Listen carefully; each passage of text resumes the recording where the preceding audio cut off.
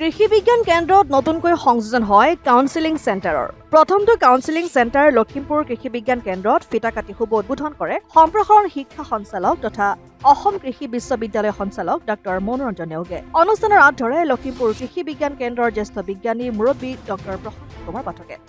উদ্বোধনী অনুষ্ঠানত উপস্থিত থাকে লখিমপুৰ পশু চিকিৎসা বিজ্ঞান মহাবিদ্যালয়ৰ সহযোগী বিজ্ঞান গুৰু ডক্টৰ ওমৰাম তামুলী, লখিমপুৰ মাণ্ডলিক গৱেষণা কেন্দ্ৰৰ মুখ্য বিজ্ঞানী ডক্টৰ প্ৰবাল শইকীয়াৰ লগতে লখিমপুৰ কৃষি বিজ্ঞান কেন্দ্ৰৰ সমূহ বিজ্ঞানী আৰু কৰ্মচাৰী।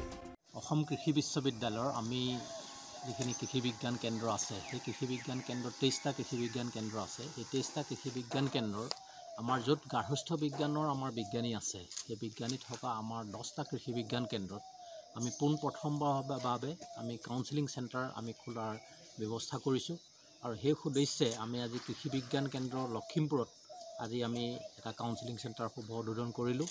আৰু এই উদ্দেশ্যটো হৈছে কি আমি কৃষি বিশ্ববিদ্যালয়ৰ ফালৰ পৰা কৃষকৰ পথাৰত বা কৃষকসকলৰ লগত লৈ আমি বিভিন্ন ধৰণৰ এক্সটেনশ্যন প্ৰগ্ৰেম কৰি আছোঁ, ট্ৰেইনিং কৰোঁ, ডেমনষ্ট্ৰেশ্যন বা এনেকুৱা ধৰণৰ প্ৰগ্ৰেমবিলাক কৰি থাকোঁ।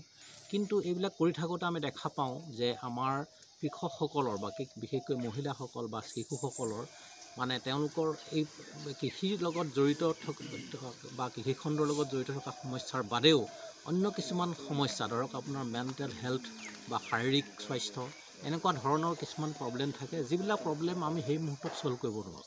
কিন্তু এনেকুৱা ধৰণৰ প্ৰব্লেমবিলাক আমি আমাৰ এনেকুৱা ধৰণৰ কাউন্সেলিং চেণ্টাৰৰ যোগেদি আমি মানে চলিউশ্যন দিয়াৰ আমি ব্যৱস্থা এটা কৰিছোঁ।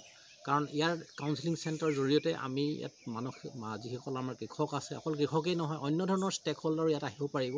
কাৰণ আমি ইয়াত ব্যৱস্থা কৰিম নিউট্ৰিচনেল কাউন্সেলিঙৰ ব্যৱস্থা থাকিব, ডায়েট কাউন্সেলিঙৰ ব্যৱস্থা থাকিব, আমাৰ এডুকেশ্যনৰ বা কেৰিয়াৰ কাউন্সেলিঙৰ ব্যৱস্থা থাকিব, বিভিন্ন ধৰণৰ ব্যৱস্থা থাকিব। লগতে আমাৰ এণ্টাৰপ্ৰেনিয়ৰশ্বিপ ডেভেলপমেণ্ট আমাৰ চৰকাৰৰ বিভিন্ন ধৰণৰ আমাৰ স্কীমবিলাক আছে, এই স্কীমবিলাকৰ বিষয়ে এই কাউন্সেলিং চেণ্টাৰত জানিব পাৰিব। গতিকে এইখিনি আমি উদ্দেশ্য আগত ৰাখি আমি এই কাউন্সেলিং চেণ্টাৰটো আমি আজি মুকলি কৰিলোঁ। আৰু ইয়াৰ বিশেষ উদ্দেশ্যটো হ'ল আমাৰ কেনেকৈ আমি শাৰীৰিক স্বাস্থ্যটো ষ্ট্ৰেংথেন কৰিব পাৰোঁ। Healthy life is the motto of the counselling centre. Thank you. লখিমপুৰৰ পৰা ৰাহানুদ্দিন আহমেদৰ ৰিপৰ্ট, অসম আদিত্য।